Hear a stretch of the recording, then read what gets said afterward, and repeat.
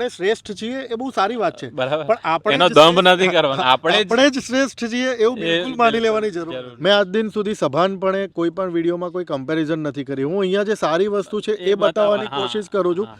લોકો જાતે માથે ઓઢી લે છે કે ભાઈ તમે ત્યાં જ ભારત રહે ને ભાઈ. તો ત્યાં જ રહો, અથવા તો ભારતમાં તમે આવો તો આવું કરો છો, ત્યાં જઈને આવું નથી કરતા.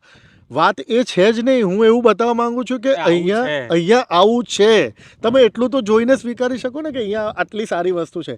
કોકની સારી વસ્તુ જોઈને તમને કેમ આટલું બધું ડર લાગે છે, અથવા તો તમે કેમ નાનપ અનુભવો છો? કોકે કંઈક કોફી પીને ગ્લાસ ફેંકી દીધો હતો. ભારતીય તરીકે, ગુજરાતી તરીકે મેં જોયો અને મેં જોઈને ઇગ્નોર કરી દીધો. કેમ? કારણ કે મારી જવાબદારીમાં એ નથી આવતું, એટલે મેં એને ઇગ્નોર કરીને હું ગેસ સ્ટેશનની અંદર એન્ટર થયો. મારી બાજુમાં એક કોરિયન અથવા ચાઇનીઝ કોઈ બીજા વડીલ હતા. એ ચાલતા ચાલતા આવતા હતા. એમની નજર પણ પેલા ગ્લાસ ઉપર હતી. મને ખબર હતી કે આ એમને ફેંકેલો ગ્લાસ નથી, તેમ છતાં એમને ગ્લાસ ઉચકી લીધો અને ત્યાં નજીકમાં એક ડસ્ટબિન હતું, ત્યાં જઈને એમને નાખી દીધું. ઉનાળાની શરૂઆત થઈ ગઈ છે અને આપણા ત્યાં આવી ગરમીમાં સામાન્ય રીતે બપોરના ટાણે કેરીનો રસ ખાઈને અત્યારે ઊંઘી જવાનું હોય, પણ અત્યારે હાલ અમેરિકામાં મેં વાતો કરવાનું નક્કી કર્યું છે. તડકો તો આપણા જેવો જ છે, આ વિસ્તાર આપણા જેવું જ વાતાવરણ ધરાવે છે અને ગયા વર્ષે આ જ સમયે સોમાનમાં એક મિત્રને મળ્યા હતા અને અત્યારે હાલ એમને જ અમેરિકામાં મળવાનું થયું છે. ભૂષણભાઈ છે આપણી સાથે. કેમ છો ભૂષણભાઈ? બસ બસ બસ મજામાં ભાઈ, તું કેમ છે? તો એ અમેરિકા સ્થાયી થઈ ગયા છે અને મારે અહીંયા જ આવવાનું થયું અને છે અને એમને બીજી વાર મળવાનું થયું અને હવે મેં કીધું જતાં પહેલાં હજુ એકવાર મુલાકાત એમની કરી લઈએ.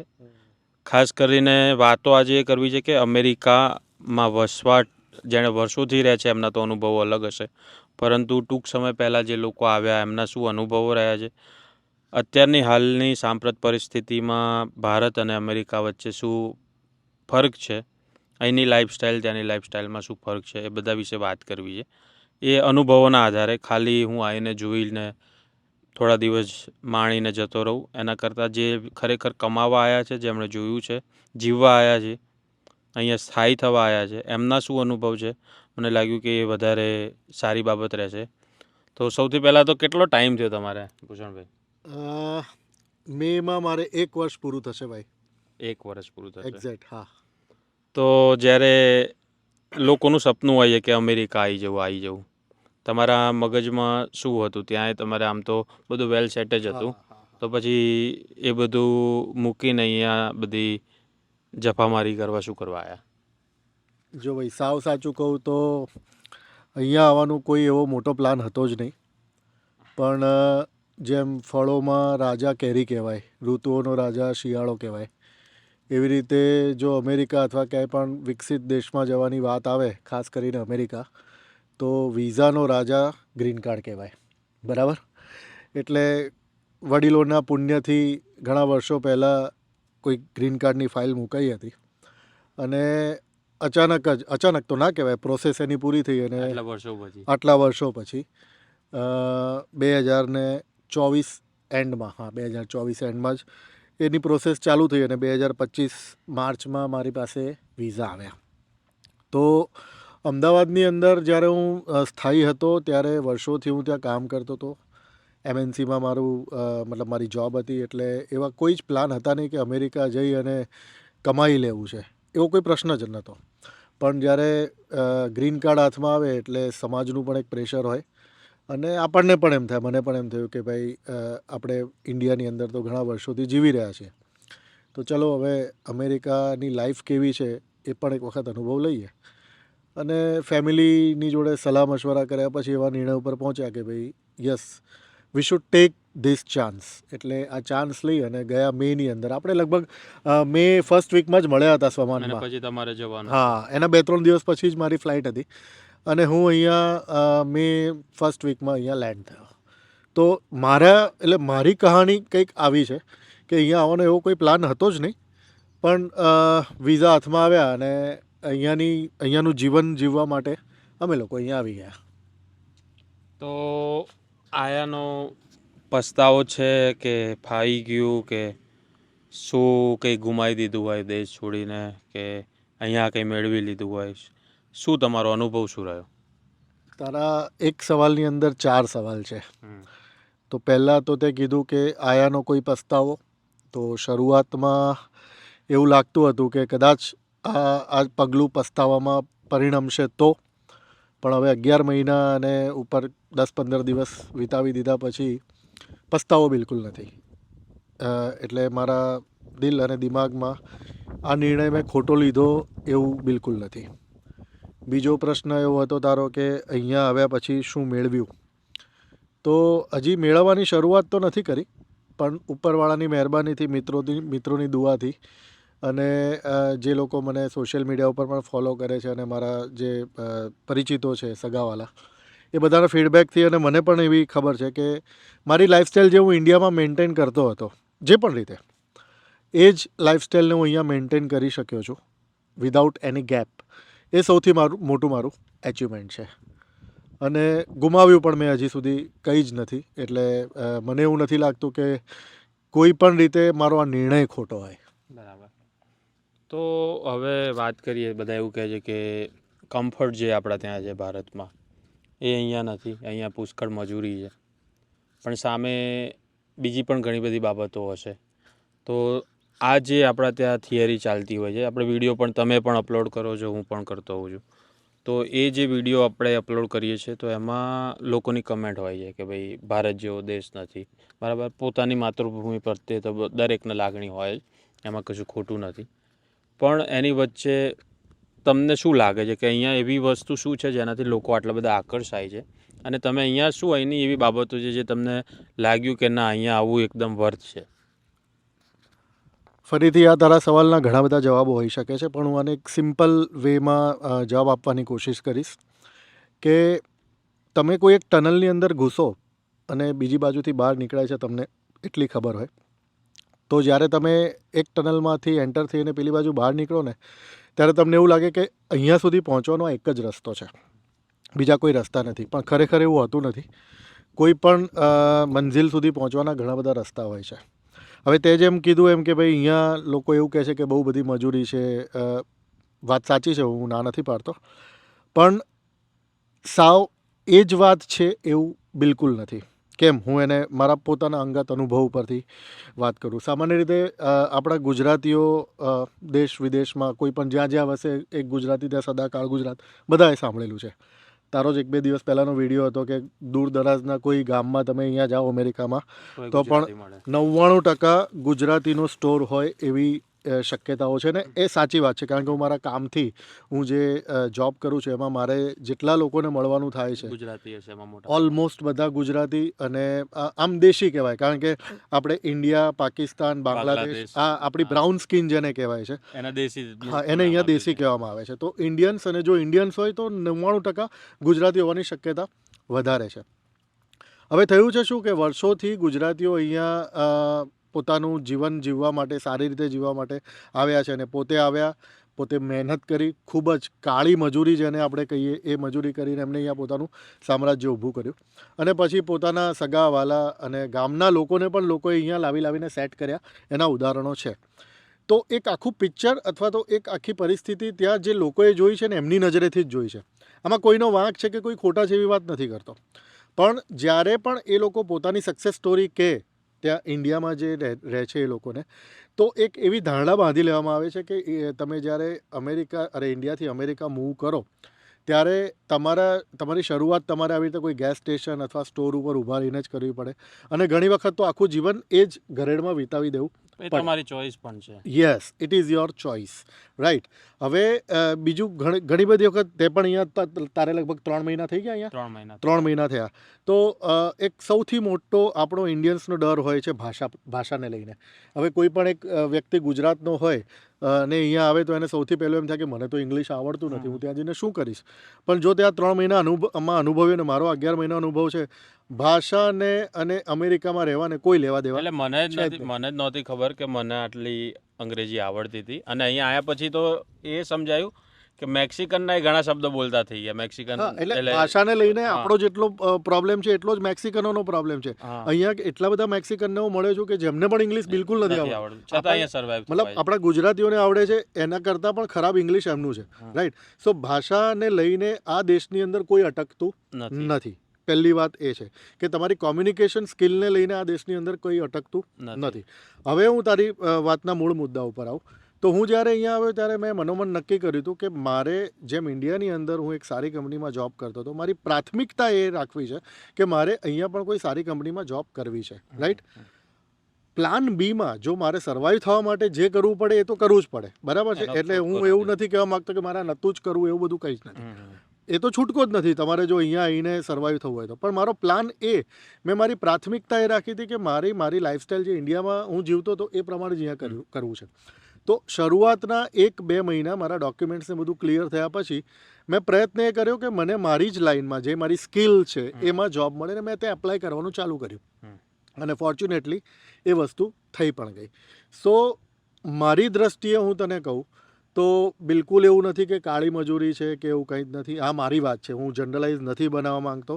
દરેકની સ્ટોરી અલગ અલગ હોય છે. પણ મને એટલી ખબર પડે છે કે તમે જો પ્લાનિંગ સાથે કામ કરો તો ક્યાંક ને ક્યાંક તમે જે ઈચ્છા શક્તિ હોય તમારી એ મેળવવામાં તમે સફળ થાવ છો. અને મારી જોડે એ થયું છે. અને ખાસ મારું એક જે માનવું છે કે દરેક જગ્યાએ બધા એવું કહે છે કે લોકો સંડાસ સાફ કરવા આવે છે. પહેલાં તો એ આપણા ઘરનું સંડાસ હોય, આપણા સ્ટોરનું હોય કે એમાં સાફ કરવામાં કંઈ ખોટી બાબત પહેલી વાત તો એ નથી. પરંતુ આપણે ઇન્ડિયામાં એ તે ધારો કે મારા પપ્પા વેપાર કરે છે તો એમની દુકાન આજુબાજુનો તમામ વિસ્તાર સાફ રાખવાની જવાબદારી એમની હોય. એ જ રીતે અહીંયા કામ કરનારા લોકોની જવાબદારી હોય કે સ્ટોર સાફ રાખવો.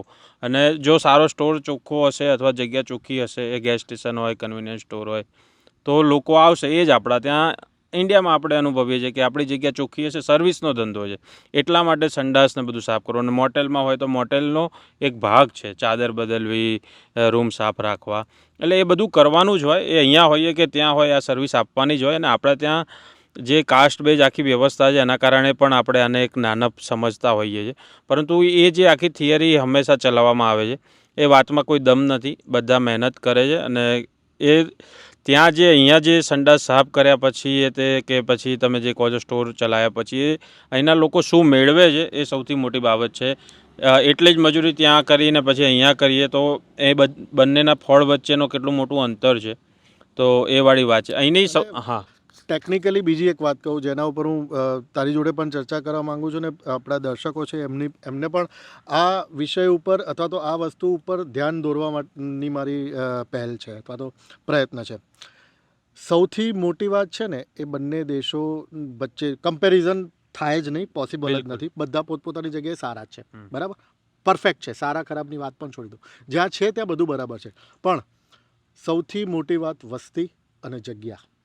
હવે મેં અગાઉ પણ ક્યાંક લખેલું હતું કે અમેરિકા જે છે ને બહુ જ વિશાળ દેશ છે અને એની વસ્તી છે 33 લાખથી 35 લાખ લોકોની, 33 કરોડથી 35 કરોડ લોકોની છે, સોરી. જ્યારે ભારતમાં 150 કરોડ લોકો છે. એક જોબ કરવા માટે ત્યાં જેટલા લોકો અવેલેબલ છે ને એના કરતાં અહીંયા 10મા ભાગના લોકો અહીંયા અવેલેબલ નથી. એટલે ત્યાં કોઈ પણ પ્રકારની ડોમેસ્ટિક હેલ્પ અથવા કોઈ પણ જોબ તમને ખૂબ જ ઓછા ભાવમાં અથવા તો સરળતાથી તમને મળી જાય, સસ્તામાં મળી જાય છે. ડોમેસ્ટિક હેલ્પ સસ્તામાં મળે છે કારણ કે માણસો વધારે છે અને લેબર જે કોસ્ટિંગ આવે કોઈ પણ વસ્તુને એના કરતાં લેબર વધારે મોંઘું છે ઘાટ કરતાં ઘણા. કારણ કે અહીંયા માણસો જ નથી. અહીંયા એ કામ કરવા માટે માણસો નથી. એટલે તમારે તમારું કામ જાતે જ કરવું પડે, પૈસા આપીને પણ. યસ, તમે એની કોસ્ટ ચૂકવવા તૈયાર હો તો પણ તમારે તમારું કામ જાતે કરવું પડે કારણ કે એક જગ્યાએથી બીજી જગ્યાનું એક તો ડિસ્ટન્સ વધારે છે અને માણસોની તંગી છે. એટલે પરફેક્ટલી સ્કિલ્ડ માણસો જ અહીંયા પોતાનું કામ કરી શકે. જ્યારે ભારતની અંદર, અગેન હું કમ્પેરિઝન નથી કરતો, પણ ભારતની અંદર તમને કોઈ પણ કામ કરવા માટે એક માણસની જગ્યાએ 10 માણસ મળી રહેશે. એટલે તમારા હાથમાં ત્યાં પાવર છે કે તમે નેગોશિએટ કરી શકશો. અહીંયા એવું પોસિબલ છે જ નહીં, બિલકુલ નથી. એટલે અહીંયા તમને કઈ એવી બાબતો લાગી જે જોઈને તમને એવું લાગે કે ભલે વસ્તી પણ વધારે પણ આ તો આપણે કરી જ શકીએ છીએ, જેમ કે સારા રોડ રસ્તા હોય, સારા બગીચા હોય, એ બધું આપણી જોડે છે, પણ એનું જે મેન્ટેન થવું જોઈએ કે એ વાળી બાબત. સારી હવા છે, અત્યારે આપણે આવી ગરમીમાં તડકામાં બેઠા છે, કેટલા બધા ઝાડ છે, અને તમે જે વિસ્તારમાં એટલાન્ટામાં રહો છો, કદાચ અમેરિકાનું પણ સૌથી વધારે ઝાડ ધરાવતું શહેર છે. તો આ બધું તો આપણે કરી જ શકીએ છીએ. બિલકુલ આપણને તે ગાડી છાંયડામાં ઇન્ડિયામાં મૂકવા જોઈએ છે ને અહીંયા એમ જોઈએ છે. તો આ બધી જે બાબતો છે એના વિશે શું કહેવું છે? ઓનરશિપની વાત છે. હું 2 દિવસ પહેલાંની જ એક નાનકડી વાત કરું. કદાચ આ ઉદાહરણ આપીશ ને તો બધા જ એને રિલેટ કરી શકશે. હું એક ગેસ સ્ટેશન ઉપર ગયો હતો અને મારી કાર મેં ત્યાં પાર્ક કરી.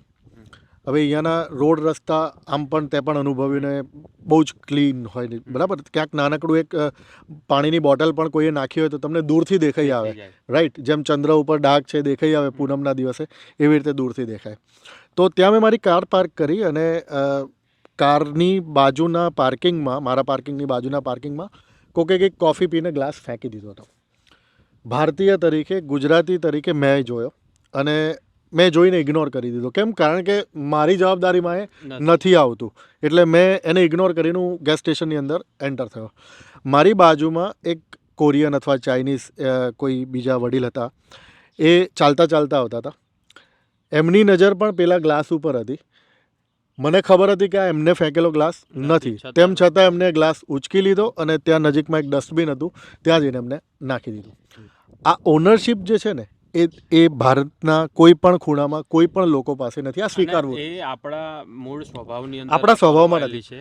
એ એમના દેશમાં પણ આ જ રીતે ચોખ્ખાઈ રાખે છે, અને બીજા દેશમાં જ્યારે આપણામાં તકલીફ એ છે એક્ઝેક્ટલી કે આપણે આપણા દેશમાં પણ આ જ પ્રકારે લિટરિંગ, ગંદકી કરીએ Yes. અને બીજે જઈએ ત્યારે આપણી નિશાનીઓ છોડતા જતા અને હોઈએ છીએ. કમ્પેરિઝન આપણે કમ્પેરિઝન મોડમાં તરત આવી જાય છે. હું પણ વિડીયો બનાવું છું, તું વિડીયો બનાવે છે, રાઈટ. મેં આજ દિન સુધી સભાનપણે કોઈ પણ વિડીયોમાં કોઈ કમ્પેરિઝન નથી કરી. હું અહીંયા જે સારી વસ્તુ છે એ બતાવવાની કોશિશ કરું છું. લોકો જાતે માથે ઓઢી લે છે કે ભાઈ તમે ત્યાં જ ભારત રહે ને ભાઈ. તો ત્યાં જ રહો, અથવા તો ભારતમાં તમે આવો તો આવું કરો છો, ત્યાં જઈને આવું નથી કરતા. વાત એ છે જ નહીં. હું એવું બતાવવા માંગુ છું કે અહીંયા આવું છે. તમે એટલું તો જોઈને સ્વીકારી શકો ને કે અહીંયા આટલી સારી વસ્તુ છે. કોકની સારી વસ્તુ જોઈને તમને કેમ આટલું બધું ડર લાગે છે, અથવા તો તમે કેમ નાનપ અનુભવો છો અને તરત જ ગાળાગાળી ઉપર અથવા તો તું તડાક ઉપર ઉતરી આવો છો. જ્યાં સુધી આ બધી વૃત્તિઓ નહીં જાય ને ત્યાં સુધી કંઈ જ થઈ શકવા નહીં આવી શકે. 100%. ગમે એટલી વ્યવસ્થાઓ થશે, એને સાચવી ના શકીએ તો એનો કોઈ મતલબ નથી. હવે આગળ વધીએ આપણી વાતની, તો ભારત કઈ બાબતે યાદ આવે તમને કે અહીંયા એ શું નથી કે જે આપણા ત્યાં છે? બધાને ખબર છે ભારત કેમ યાદ આવે. સૌથી પહેલી વાત છે મિત્રો. રાત્રે 8 વાગે, 9 વાગે, 10 વાગે પણ તમે તમારા મિત્રને ફોન કરો અને ત્યાં બહાર ચાની કેટલી અથવા તો મળી શકો. એ ફ્રીડમ અહીંયા નથી, બરાબર છે. એટલે તમારા, અને ઓબ્વિયસ છે આ, મને લાગે છે કે અહીંયા આવીને, અમેરિકા કોઈનો દેશ નથી, બધા બહારથી આવીને વસેલા છે.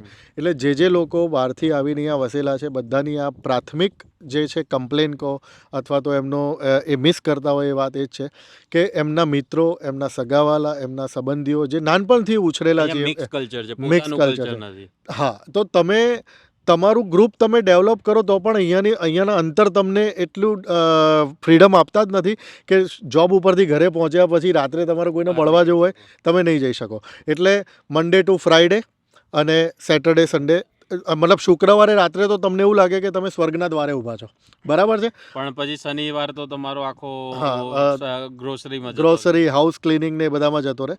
એટલે પણ તેમ છતાં એ બે દિવસનું જે સુખ છે ને એ અહીંયા આવીને તમને સમજાય કે સોમથી શુક્ર જોબ કર્યા પછી શનિ રવિની મજા છે. તો સૌથી મહત્ત્વની અને સૌથી વધારે જો મિસ થતી હોય વાત, તો એ જે ચાવી લઈને એક્ટિવાની કે બાઇકની કે કારની ચાવી લઈને મન ફાવે ત્યાં નીકળી ગયા, એ ફ્રીડમ અહીંયા 100% નથી. ફૂડનો કદાચ અમુક બાબતે જે સ્ટ્રીટ ફૂડનો એવો ટેસ્ટ નહીં હોય, પણ અવેલેબલ બધું છે અને સારી ક્વોલિટીનું છે. ગુજરાતીથી માંડીને આખું ભારતીય અને વિશ્વના તમામ જગ્યાનું ફૂડ અહીંયા મળે, એટલે મજાની એ વાત છે. હા, એ પેલામાંથી ભ્રમમાંથી બહાર નીકળી જવાની બધાએ જરૂર છે કે અહીંયા આવ્યા પછી તમે ત્યાંનું ફૂડ, ભારતનું કે ગુજરાતનું ફૂડ મિસ કરો એવું બિલકુલ નથી.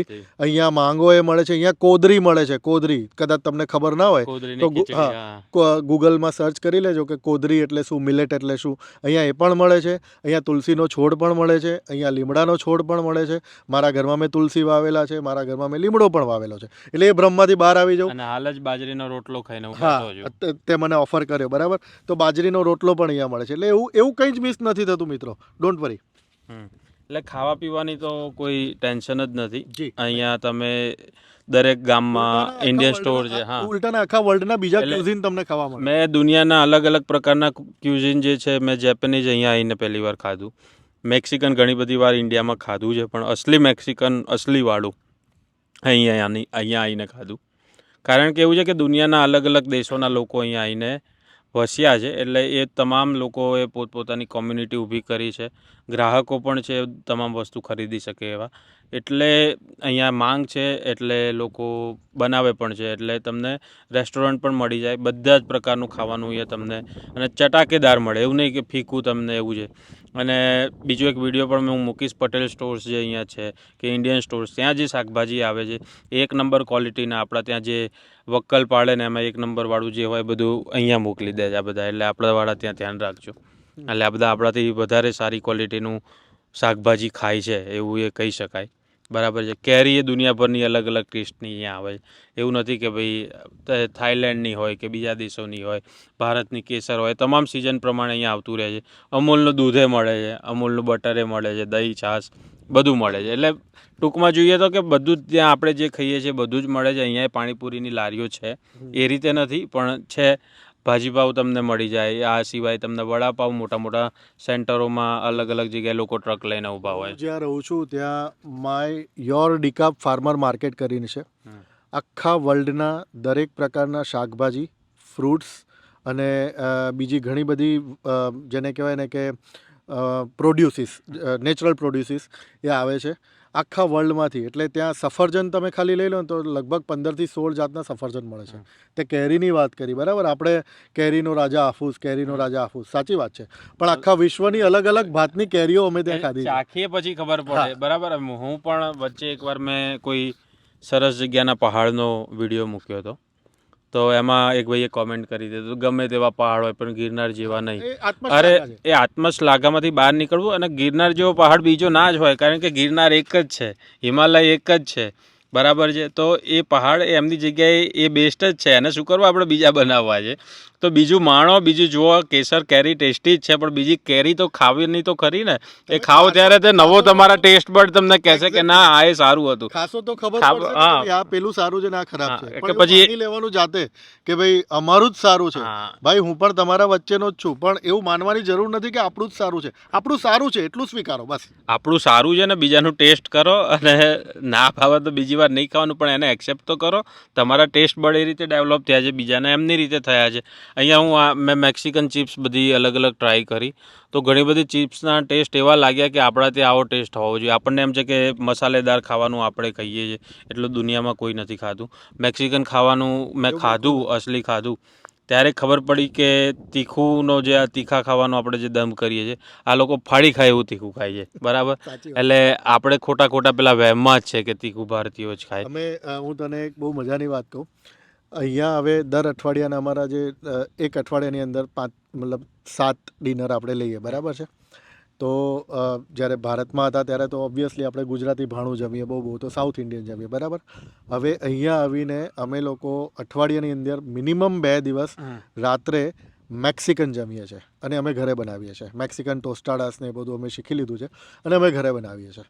અને એ ખરેખર તમે ખાઓ તો ગુજરાતી વાનગીઓ બહુ જ દિલની નજીક છે, ભાવે છે, પણ આ એની ઇક્વિવેલન્ટ કદાચ એના કરતાં પણ સારી રીતે ટેસ્ટમાં બને છે, અને ખાવાની બહુ જ મજા આવે છે. એટલે આપણી ગુજરાતી વાનગીઓની સાથે અહીંયા આવીને મેં અનુભવ્યું કે કંઈ મને અઠવાડિયામાં 7 દિવસ આપો ને હું ખાઈ શકું, એ વસ્તુ છે મેક્સિકન છે. અને એટલી બધી વેરાયટી છે, એટલું બધું એનું પીણું પણ છે, એટલું બધું ખાવાની વસ્તુઓ છે. જેમ આપણે શું કહેવાય કે ચોળાફળી ખાઈએ છીએ બપોરના આપણા નાસ્તામાં, એ જ રીતે આપણે અહીંયા કોઈ પણ રેસ્ટોરન્ટમાં તમે જાઓ એટલે તમને ચિપ્સ અને સાથે નાચોસ ચિપ્સ અને સાથે એના સોસ કે ચીઝ બધું આપે, અને એ તમે એટલું બધું ખાઓ કે તમારું પેટ ભરાઈ જાય પણ મન ના ભરાય. જેમ આપણી ચોળાફળી છે એ જ રીતે. એટલે આપણે શ્રેષ્ઠ છીએ એ બહુ સારી વાત છે, બરાબર. પણ આપણે એનો દંભ નથી કરવાનો, આપણે જ શ્રેષ્ઠ છીએ એવું બિલકુલ માની લેવાની જરૂર નથી. અને તો જ તમે એટલે તો જ મને અત્યારે એવી ખબર પડી કે આપણા ત્યાં જેટલી વસ્તી છે બરાબર છે અને પોસિબિલિટીઝ નથી કે તમામ વસ્તુ આપણે ત્યાં ઊભી કરી શકીએ કે સેવાઓ મેળવી શકીએ. માટે જો તમારી જોડે ચાન્સ હોય, તમે એ એજમાં હોય જે તમે બહાર જઈને સર્વાઈવ થઈ શકો અથવા તમે માણી શકો કે ચાન્સ લઈ શકો, તો એવું નથી કે અમેરિકા, દુનિયાના પણ ઘણા બધા દેશો છે, ત્યાં જઈને તમે બે ત્રણ વર્ષ તમે એવું જોઈ તો શકો કે અહીંયા અમે સર્વાઈવ થઈશું, રહી શકશું, અને લોકો જઈ પણ રહ્યા છે. તો એવો ચાન્સ અચૂક લેવો જોઈએ.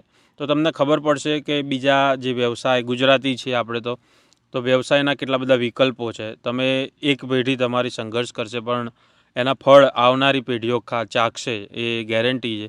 અને અહીંયા એવું અમે જોઈ પણ રહ્યા છીએ કે ઘણા બધા વર્ષોથી જે સેટલ છે એ લોકોના ફળ એમની આવનારી પેઢીઓ ચાખે છે અને પોતાના માટે જ લોકો જીવવાનું પ્રિફર કરે. આપણે ત્યાં એવું છે કે ભાઈ મારા છોકરા આ તે, જેમ પ્રાણીઓ નેચરલી એમના માટે જીવે, બાળકો મોટા થઈને અલગ જાય, અને આપણે એવું માનતા હોય છે કે આ તો સંસ્કૃતિ કહેવાય આમ તે, પણ અહીંયા એ લોકો એને ફ્રીડમ ગણે છે.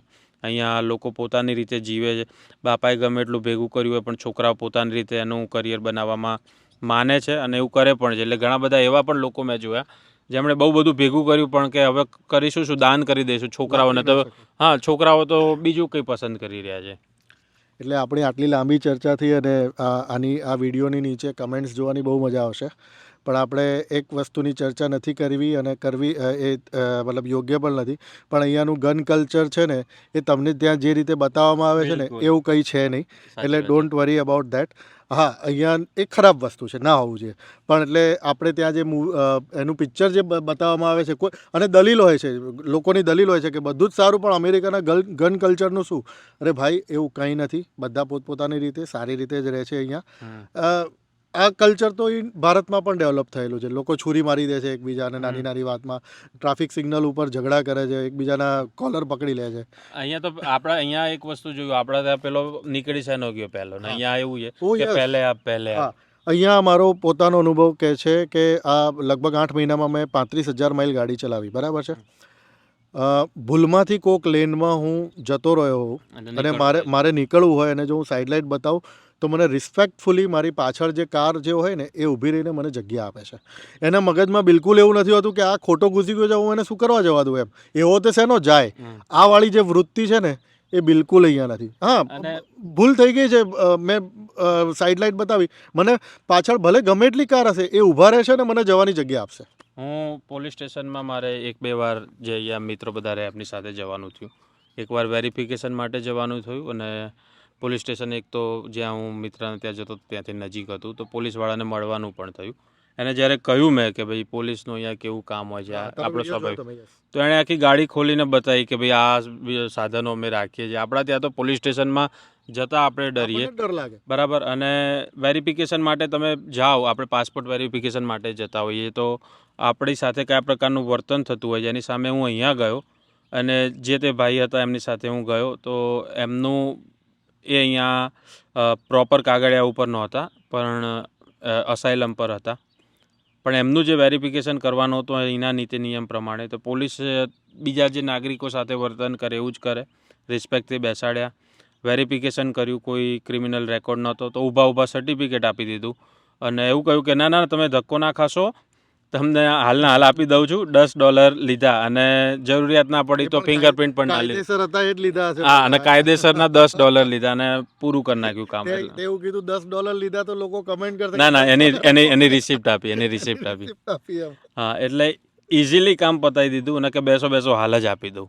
એટલે આ જે વસ્તુ જોઈને તમે આશ્ચર્યચકિત થઈ જાઓ. આ બધા જે સામાન્ય જીવન જરૂરિયાતની વસ્તુ છે એ નથી. અહીંયા કોઈ પણ નેતાઓના બર્થડે હોય કે નેતાઓની રેલીઓ હોય, નેતાના ફોટા જોવા નથી મળતા ક્યાંય. એક પણ નેતાનો ફોટો નથી જોયો. હું બહુ મિસ કરું છું, કારણ કે ફલાણા ભાઈના બજેટમાંથી બાકડો આપ્યો, આ નથી. કારણ કે બજેટ અહીંયા 100% એની પ્રજા એટલી જાગૃત છે. અહીંયા રોજે રોજ સમાચાર ને પેલી રેલીઓમાં નથી જોડાઈ જતી, પણ એમના ટેક્સનો ખર્ચો એમના માટે વપરાય છે કે નહીં એના માટે. બીજું સૌથી વધારે તું પણ મિસ કરતો હોઈશ, આપણે રસ્તા ઉપર જતા હોઈએ ને એકદમ હોર્ન વાગે પાછળથી ટેટું એવું કંઈ જ નથી થતું. હોર્ન જ નથી સાંભળ્યો. અત્યારે અહીંયા આપણે બેઠા છે, કેટલી બધી ગાડીઓ આસપાસથી નીકળી, એક પણ ગાડીનો હોર્ન નથી સાંભળ્યો. આપણે ત્યાં તો એવી એક માન્યતા છે કે હોર્નનું સીધું પેલું કનેક્શન જે છે ને એ પેટ્રોલ ટેન્ક જોડે છે, એટલે એ મારો એટલે તમને આગળ સારી એવરેજ આપે. સારી એવરેજ આપે એમ. બરાબર. એટલે એ બધી બાબતો છે. ખાસ કરીને અહીંની જે હેલ્થ સિસ્ટમને લઈને બધા કહેતા હોય, આપણા ત્યાંની હેલ્થ સિસ્ટમ જે પૈસા ચૂકવીને તાત્કાલિક સારવાર મેળવી શકીએ છીએ એ સારી જ છે, પણ જે ફાર્માસ્યુટિકલ માફિયા છે એના પર અહીંયા અતિશય પ્રતિબંધો છે. એના તમે દવા જે લેવા જાઓ તો તમને ફાર્મસીમાં મળે, અને ત્યાં ફાર્માસિસ્ટ બીજાનું લાઇસન્સ લઈને ના બેઠા હોય, હાજર હોય, એ તમને પ્રિસ્ક્રિપ્શન જોઈને જ તમને આપે. પ્રિસ્ક્રિપ્શન તમારા હાથમાં આપતા જ નથી. હાથમાં નથી આપતા, એમના જોડે જે મેલમાં પહોંચી ગયું હોય મેલમાં પહોંચી જાય, તમે અને ત્યાં જાઓ, તમારું નામ કહો એટલે તમારું પ્રિસ્ક્રિપ્શન જે તે ફાર્મસીમાં તૈયાર હોય એ જોઈને તમને દવા આપે. તમે પ્રિસ્ક્રિપ્શન લઈને જાતે જ જાઓ, એક વખત ડૉક્ટરે આપી દીધી દવા, એવું નહીં. એટલે વર્ષોના વર્ષ આપણે એ પ્રિસ્ક્રિપ્શનની દવા લેતા ફરીએ, એવું બિલકુલ નથી. અને જે તમને દવા આપે એની ઉપર કંપનીના લેબલ ના હોય, બરાબર છે, એ ડબ્બીમાં ભરીને કઈ રીતે આપવામાં આવે જેથી ફાર્માસ્યુટિકલ કંપનીઓનું બ્રાન્ડિંગ ના થવું જોઈએ, એની ઉપર ધ્યાન આપે છે અહીંયા પુષ્કળ. મોંઘું છે, પણ અમુક બાબતોની તમે જ્યારે દવાખાનામાં દાખલ થાવ છો ત્યારે પહેલાં કોઈ તમારી જોડે પૈસા માંગી લેતું નથી. અતિશય મોંઘું છે. તમારા સારવાર પછી પણ ઘણા દિવસે તમારા ઘરે બિલ આવે. તમારે જ્યારે હોસ્પિટલમાંથી ઘરે જઈ રહ્યા હોય ત્યારે તમારો કાટલો પકડીને કોઈ નથી કહેતું કે લાવો બિલ. તો આ બધી જે બાબત છે જે આપણા ત્યાં પણ થઈ શકે એમ છે, એ સારી નરસી બાબતો જે છે અહીંયાની કહી. અને બીજી એક વાત, તે મોંઘું કીધું ને ત્યાં, એના ઉપરથી મને યાદ આવી કે તમે મોંઘું કે સસ્તુંની કમ્પેરિઝન આપણે કરીએ છીએ ને, એ નેચરલ કમ્પેરિઝન. એ કમ્પેરિઝન મારા કોન્શિયસ માઇન્ડમાં એટલા માટે હોય પણ કે હું ત્યાંથી આવ્યો છું ને મારે ત્યાં કમાયેલા અહીંયા વાપરવાના. હવે મને પણ એવું શરૂઆતમાં એવું જ હતું, પણ હવે હું લગભગ 1 વર્ષથી અહીંયાની કરન્સી કમાઉં છું ને અહીંયા વાપરું છું. તો આ દેશની સિસ્ટમ એ રીતની છે કે મિનિમમ વેજ તમને મળે છે, બરાબર? એટલે એક તમારું લઘુત્તમ જે વેતન હોય એ દરેક માણસને મળે છે, લઘુત્તમ વેતન, બરાબર છે? તો સસ્તું મોંઘું, હા, તમે ડોલરમાં કન્વર્ટ કરો એટલે $10 ના 1000 રૂપિયા થાય વસ્તુ, બરાબર છે? એક ભારતીય તરીકે આપણા મગજમાંથી ક્યારેય જવાનું નથી. પણ અહીંયા જે પણ કંઈ સારવાર પેટે કે જે પણ મોજશોખ પેટે તમે ખર્ચો છો એટલું તમને આ દેશ કમાવાની પૂરેપૂરી તકો આપે જ છે.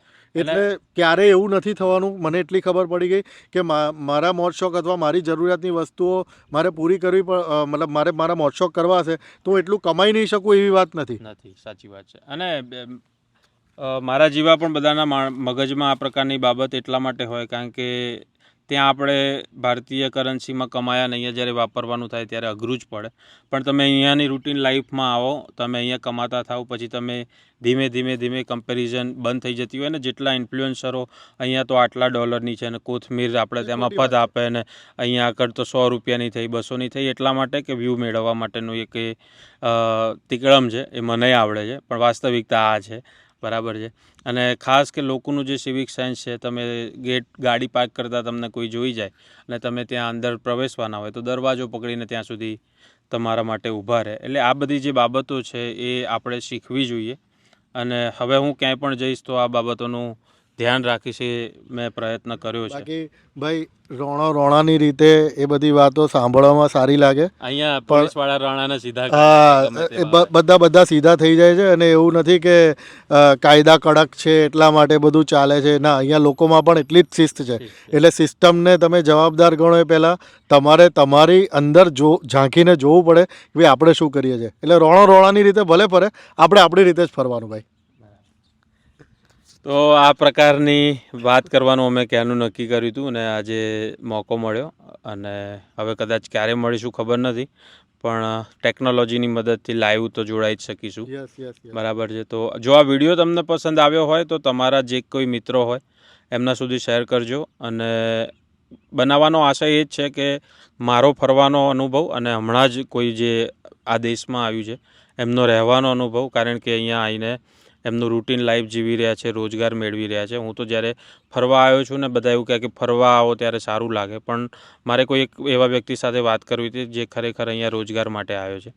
તો એ જોઈ શકાય છે કે શું પરિસ્થિતિ છે, ખરેખર અનુભવના આધારે હવે તમે જો ચાન્સ મળે તો તમારે શું કરવું, આ વિડીયો જોઈને તમે નક્કી કરી શકશો. તમારી કોમેન્ટ્સ આવકાર્ય જ છે. તમારી કોમેન્ટ જે કંઈ પણ હશે જવાબ આપવાનો ટ્રાય કરીશું.